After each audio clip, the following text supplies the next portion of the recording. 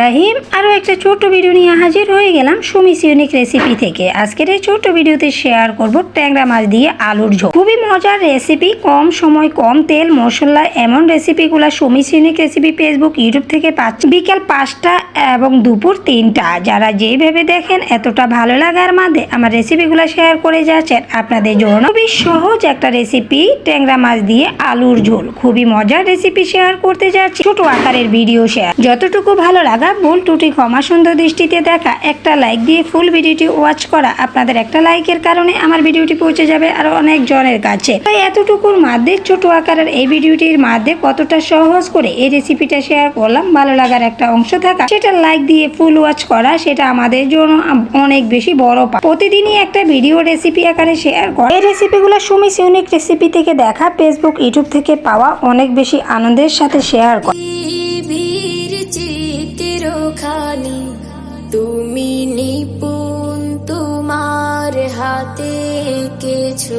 আসসালামু আলাইকুম, Sumi's unique recipe থেকে আরো একটা ছোট্ট ভিডিও নিয়ে হাজির হয়ে গেলাম প্রতিদিনের মতো বিকেল 5টায়। যারা যেভাবে দেখেন আমার এই ছোটখাটো রেসিপি সাদামাটা আয়োজন। আজকের এই রেসিপিতে থাকছে ট্যাংরা মাছ। আর এই মাছকে আর অন্য কোনো নাম আছে কিনা জানি না, তবে আমরা ট্যাংরা মাছই বলি। দেশি এই ট্যাংরা মাছ পাওয়ার সাথে সাথে আনা আর খুব মজা করে ফ্রিজে না রেখে তাজা তাজা রান্না করে আপনাদের সাথে ফেসবুক ইউটিউব থেকে শেয়ার করা। এই ট্যাংরা মাছগুলো বড় সাইজের ছিল, এখন প্যাটে ডিমও ছিল। আর তার মধ্যে একটু আলু না দিলে ভালো লাগে না। অন্য সবজি দেওয়া যায়, যেহেতু আমার বাচ্চারা খাবে না, তবে মাছটা খুব বেশি পছন্দ করছে ডিমের কারণে। তো আমি সব ধুয়ে রেডি করে এর থেকে লবণ দিয়ে রেডি করে রাখলাম। আর এখন ফ্রাই প্যান বসিয়ে তেল দিয়ে দিলাম। তেলে পেঁয়াজ কুচি পরিমাণ হচ্ছে একটু বেশি দিলাম, যেহেতু এই ধরনের মাছগুলোর মধ্যে একটু পেঁয়াজ বেশি দিলে ভালো লাগে। তো পেঁয়াজ কুচিটা দিয়ে বাকি মশলাগুলা, পেঁয়াজ কুচি, রসুন বাটা, সামান্য একটু আদার পেস্টটা দিলেও হয়, না দিলেও হয়। মাছের যেন কোনো আলাদা কোনো গন্ধ না থাকে তার জন্য আদার পেস্টটা দেওয়া। ভালো লাগলে দিবেন, না লাগলে দিবেন না, কারণ মাছের মধ্যে আদার ফ্লেভারটা ভালো লাগে না। শুধু গন্ধের জন্য ইউজ করা। আর লেবু পাতা থাকলে তো লেবু পাতা দিবেন, আরো বেশি মজা হবে। মশলাগুলাকে পেঁয়াজ আদা রসুন এগুলাকে ভালো করে নেড়ে ছেড়ে এখন বড় সাইজের একটা আরেকটার অর্ধেক টমেটো কুচি ফ্রিজে রাখলাম, এটাকে এখন এইভাবে দিয়ে দিলাম। আর 4টা কাঁচামরিচ ফালি করে দিয়ে ভালো করে নেড়ে ছেড়ে নিই। আমার এই রেসিপিগুলা খুবই সাদামাটা আয়োজন, কম সময়ে কম তেল কম মশলা কম, এমন আয়োজনে প্রতিটা রেসিপি শেয়ার করা। সুমিস ইউনিক রেসিপি থেকে যারা ফেসবুক থেকে দেখবেন তারা একটা ফলো দিবেন, যারা ইউটিউব থেকে দেখবেন তারা লাইক কমেন্ট শেয়ার করে দিয়ে ভিডিওটি দেখে নেবেন। মশলাগুলোকে একটু নেড়ে ছেড়ে বাকি মশলাগুলা, শুকনো উপকরণগুলা, হলুদ লবণ, সামান্য একটু জিরা গুঁড়া, একটু ধনিয়া গুঁড়া, মরিচের গুঁড়া, হলুদের গুঁড়া, সবগুলা মশলা একবারে দিয়ে এই তেলের মধ্যে মশলাগুলোকে ভালো করে নেড়ে চেড়ে কষিয়ে নিব। এরপরে আর ভাজাভাজি আমি করতে পারবো না, যেহেতু আমার অ্যালার্জির সমস্যা। ভাজাভাজি বেশি করলে না হাঁচি আসে বা কাছি আসে, এরপরে আমার রান্নাটা বন্ধ হয়ে যাবে। এই তো এইভাবে পাইপেনের মধ্যে একটু আলতো ভাবে এগুলাকে নেড়ে ছেড়ে সামান্য পরিমাণে এখন পানি দিয়ে দিব। পানিটা দেওয়া মশলাগুলো যেন পুড়ে না যায় সেই দিক থেকেও খেয়াল রাখতে হবে। আর এতটাই তাজা মাছটা ছিল,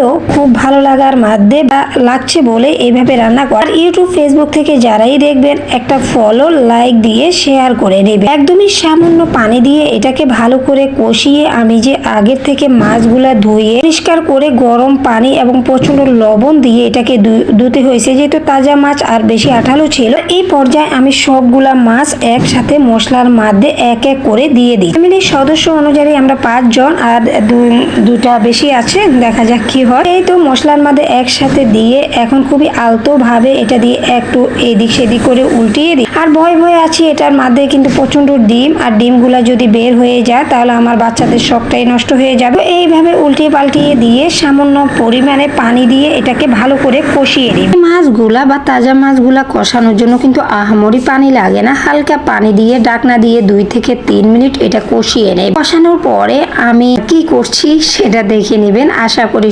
ছোটখাটো আয়োজন সাদামাটা রান্না।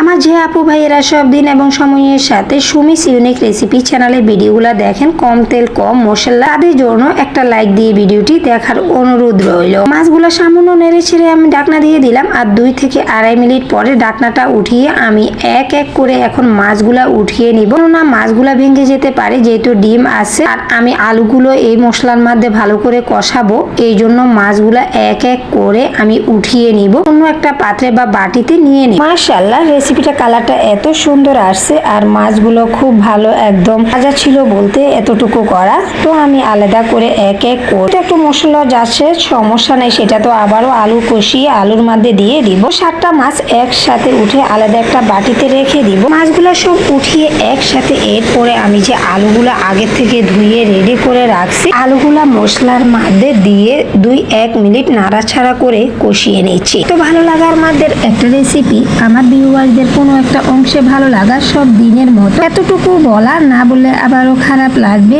অনেক বেশি আওয়াজ হচ্ছে যেহেতু আমাদের বাসার আশেপাশে অ্যাপার্টমেন্টের কাজ চলতেছে, এই জন্য শুশু একটা আওয়াজ হয়, সেটাও খারাপ লাগে। তো এই তো মাছগুলো একটা বাটিতে রাখলাম আর পাইপেনে আমার আগে থেকে রেডি করা ধুয়ে আলুগুলো আমি দিয়ে দিলাম। আলুগুলো হালকা ভাবে 2-1 মিনিট নাড়াচাড়া করে মশলাটার মধ্যে নাড়াচাড়া বা একটা বলক ওঠার পরে আমি মাছগুলো এটার উপর দিয়ে দিব। আর দিয়ে প্রচন্ড পরিমাণে পানি দেওয়া লাগবে না, অন্য চুলায় আমি একটু পানি গরম পানি দিয়ে দিই। আলু আর মাছগুলা এই ঝোলের মধ্যে কষিয়ে নিব আর অন্য পাশে গরম পানিটা হওয়ার পরে নামানোর আগে গরম পানিটা দিয়ে এটাকে ভালো করে ঝাল করে মাছগুলো আলাদা করে উঠানোর একটাই কারণ, এতগুলো আলুর মধ্যে নাড়াচাড়া করলে মাছগুলো ভেঙে যাবে, এই জন্য আলাদা করা। যে কোনো মাছই এইভাবে আলু বা সবজি দিয়ে রান্না করার সময় একটু আলাদাভাবে উঠিয়ে রাখলে মাছগুলো একদম ভালো থাকে, গোটা থাকে, ভাঙলে কাটা বের হয়ে যাবে, ভালো লাগবে। আলুগুলো সবগুলা দিয়ে এখন সামান্য পরিমাণে আমি পানি দিয়ে এটাকে কষিয়ে তারপরে আমি মাছগুলা এক এক করে আলুর উপর দিয়ে সবগুলা মাছ দিয়ে, আলু না দিয়ে যদি এখানে অন্য কোনো সবজি দেওয়া যেত তাহলে আরো বেশি ভালো লাগতো। তো আমার বাচ্চারা যেহেতু আলু লাভার, আলু পছন্দ করে, আলু দিয়ে মাছটা রান্না করে নিচ্ছি। তো আলুগুলা একটা